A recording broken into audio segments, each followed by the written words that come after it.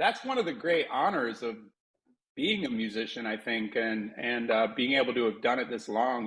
Feeling really fortunate that we have people that love what we do and support what we do and allow us to continue to be artists. It's Yeah, to hear people say that where our music is a part of their lives, that it is something that helps them through, or is with them in their families, or with them in their times of need and their times of loneliness. Like that is an amazing, uh, it's an amazing thing, to be able to be there for people in this, and not actually be there, but just to provide comfort and to provide warmth or to provide joy. It's really grateful for that. It's an honor. Um, what's my sound? Do you guys got some end of the world? Do you guys got some end of the world songs? Garrett, you got to have an end of the world song. Um, what about that? What's that Spark song? Number one Number in one heaven. Number one song in heaven. That'll be the one. Yeah, Number One in Heaven by Sparks. Yeah, that's a good one. Do you know that one? Okay, thank you very much. And Ever a time for a message like that? It's now. Yeah, that's a good point. Yeah. I think promoting positivity and goodwill and equality, upliftment, and fighting against depression. Like these are things that we need. I think it's part of like being an artist too. Like being an artist uh, is being a person who's on the outside, seeing the world and then reflecting upon it.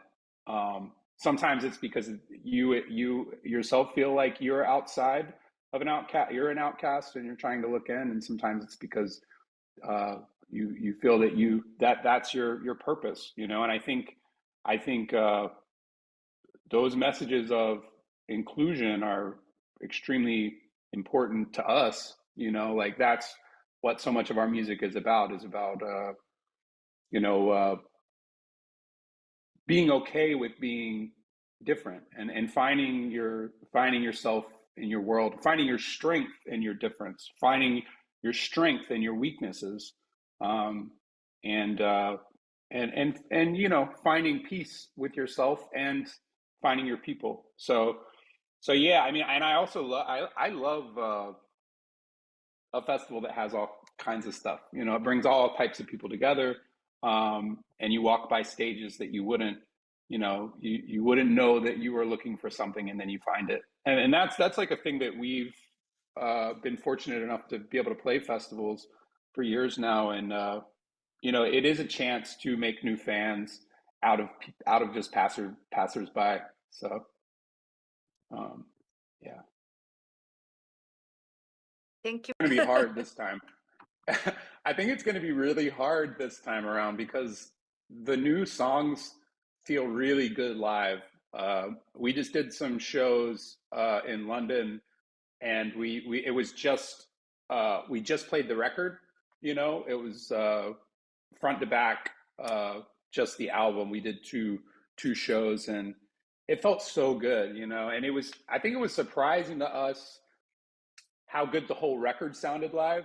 Usually when we write a record, or when you write a record, you have songs that you think are going to work. You're like, this is a great track. It's going to hit live. And then it just doesn't. And you're like, we can't play it. You can't, the song doesn't, for whatever reason, the song doesn't translate live. But when we did this record, it was pretty much everything was, if the crowd wasn't going crazy, you could see their